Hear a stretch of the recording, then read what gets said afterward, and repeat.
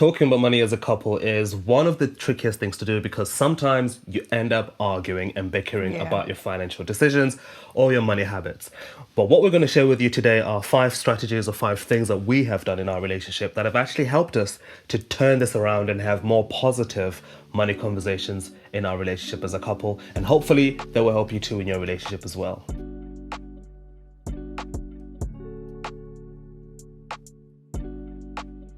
So the first thing for us is, although we are for the whole joint money mindset, we manage our money jointly together, we still each have our own spending money. Tando has his spending pot, I have my spending pot, and we spend it the way we feel like we should spend it, right? Yeah, and this is a good thing because, as much as we are for having a joint money situation Yeah. and working together with a team, there is still that acknowledgement that we're two different people, we're individuals, we each need our own purses of money, we each need our own freedom to do whatever we want with money, right? Because money is something that we need every day. And I think this has then helped us to for example, with my spending money, I spend it however way I want to, Yeah. without you having any say in what I do with it, how I spend it, how much I've done with this, or whatever the case is. And this separation is a good thing. Now, it doesn't mean that we hide it from each other, but it just simply means that we give each other that freedom to essentially just be you with money and do whatever you want with it without me having to be like, what are you doing here? Yeah. And then when we have discussions with like, what are we doing with our money? That's more for joint money. That's like money that we're using to pay bills and the things that we've agreed to do together. But, that's kind of what's helped for us to avoid the money habits. Yeah. Sorry, the money fights even. Yeah, and I feel like it was super helpful because, when we first got married and we first moved in together, you would probably see all those parcels that used to come, like the deliveries and stuff. And then you'd be like, hold on a minute, how come you've got like like maybe 5 deliveries a day? Where's the money coming from? How can you afford all those things? But side note, anyway, female things are cheaper than men things, so it's okay. But I think it helped us have that balance because you knew, like, okay, she's got her spending pot, I've got my spending pot. Even if 10 deliveries are coming a day, I know it's coming from her spending money. And like you said, we are still two individuals at the end of the day. So you will have your likes and I will have my likes. And there's things that I want to buy that maybe you're not into and vice versa. So it allows us to do that without having to then butt heads about all these other things.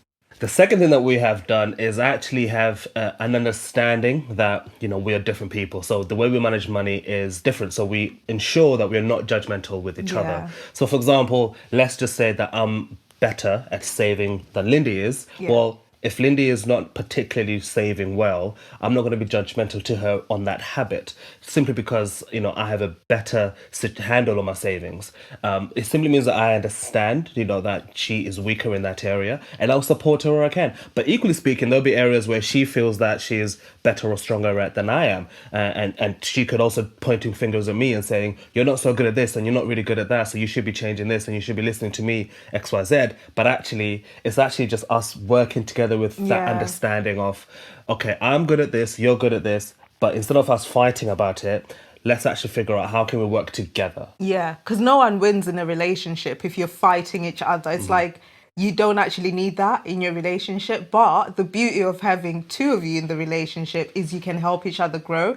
You can actually help each other in areas that you're not as strong in. Like I wasn't as strong in investing. It wasn't my thing. Like I was actually weak in that area and it wasn't my thing. But it took you sort of like explaining it to me and talking to me about it to then get to a point where I was like, oh, actually, I can do this. But you never approached it from a judgmental point of view. Right. You approached it from a let's win together, let's invest together, let's grow together type of thing. So yeah, definitely leave the judgment at the door when it comes to working together with your money. Yeah, and if you have identified these areas where, your partner is not so good at this, Yeah. just kind of help them and support them in that area from that helping hand perspective rather than, making them feel even worse about that particular thing. And just find ways to actually work together as a team. That's what teamwork looks like. Teamwork Yeah. is you're good at this, so you handle that. I'm good at this, so I handle these things. And then we'll come together and hopefully the end result is we've both done something together that will then benefit us in the long run.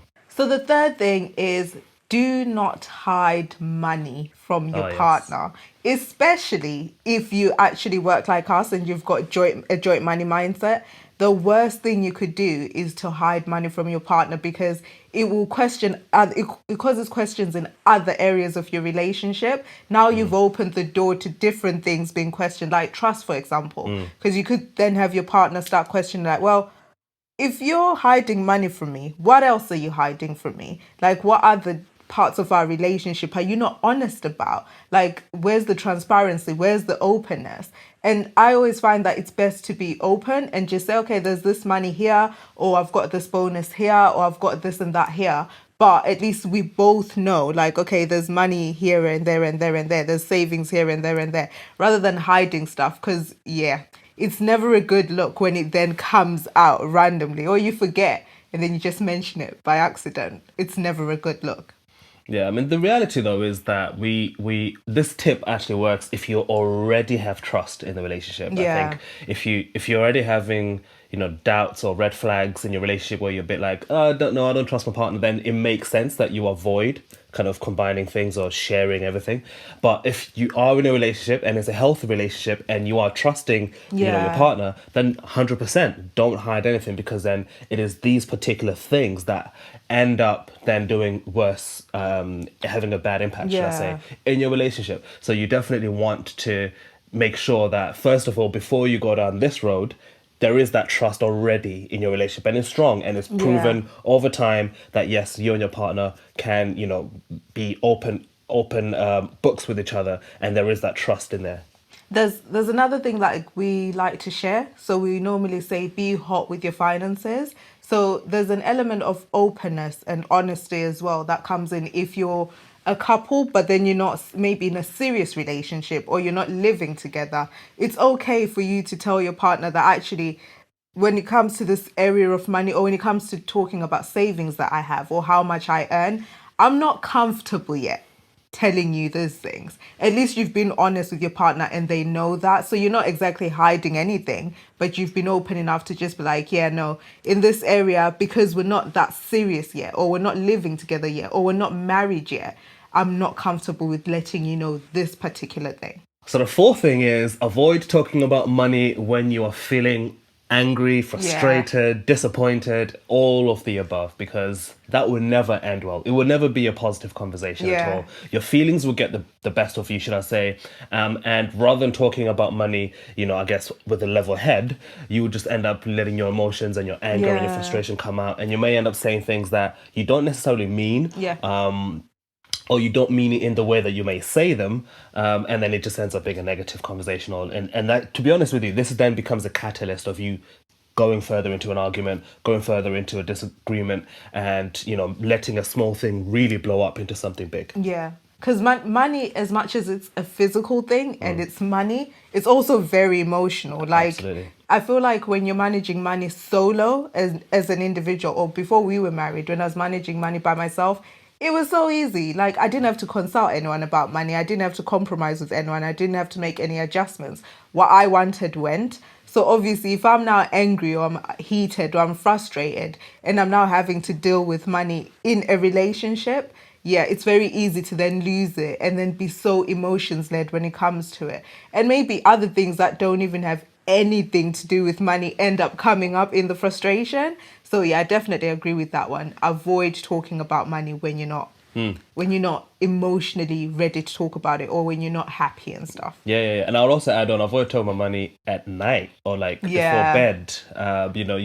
If you want to have a money conversation, have it when you're probably most relaxed, but there is an environment where you're both, just not necessarily, like we said, frustrated or angry, but also speaking, you're not like massively Yeah. tired and just wanting to get over it. Because to be honest, having a serious conversation about money when you're seriously tired and about to go to bed will just probably annoy me even further. And I'm like, I don't really want to talk about this right now. Can we talk about it in the morning, for example? So avoid talking about money when it's not the right time, essentially. Or I'll just end up saying, yeah to everything. And then the next morning, I'm like, what did you say again? Which will probably frustrate you even the more. So the fifth thing that we'd encourage you, which we've sort of touched on along the way, is to work together as a team. I feel like that's our whole motto, Skill Finances. That's what we live by. We love encouraging couples to work together as a team. because you're already in a relationship, you don't want to work separately or individually, but you always want to work together as a team, do things together as a couple, talk about your money. You don't always have to have joint finances to actually work together as a team. And I think sometimes this is a misconception that when we're saying work together as a team, we mean join all your money together. And that's not what we're saying. You could be managing your money like splitting bills 50-50, for example, but still working together as a team. And you do that by everyone just being in the clear and knowing what's going on with the money, and still paying 50-50, but everyone's very aware and everything's just in the open and stuff, but you get to work together as a team. And the power of working together as a team is that you also apply that in other areas of your relationship. It doesn't just stop at your money, it will then be applied to everything else. Your family finances, everything that you do as a family, like the way you deal with each other in your relationship. If you can't work together as a team, yeah, that's very difficult. Absolutely. I think working together as a team also means that you're kind of putting aside your personal egos or your Yeah. personal pride, should I say. And when you are kind of making financial decisions or having these financial discussions, you're doing it from the perspective of, okay, what's going to be the best option for the both of us? Yeah. Or what's going to be the best decision that will impact both of us equally or both of us in a positive light? Sometimes that may be something that I wouldn't personally want, but actually I can see why it's the best decision to make for the both of us. And so that's what working together as a team can also look like. Obviously, even if it was a decision that I wanted to happen, it doesn't necessarily mean that I was right. It just simply means, yes, let's do something that's going to benefit or be for the good Yeah. of the both of us, Yeah. rather than me making selfish decisions about myself. So we hope you found what we've had to share with you guys today super useful. Hope it benefits your relationship as much as it's benefited ours. Let us know in the comments what you think and what you'll be applying in your relationship, or what actually works for you to actually avoid money fights in your relationship. Make sure you check out our other videos and make sure you subscribe and hit the like button if you've not already done so, and we'll see you next time.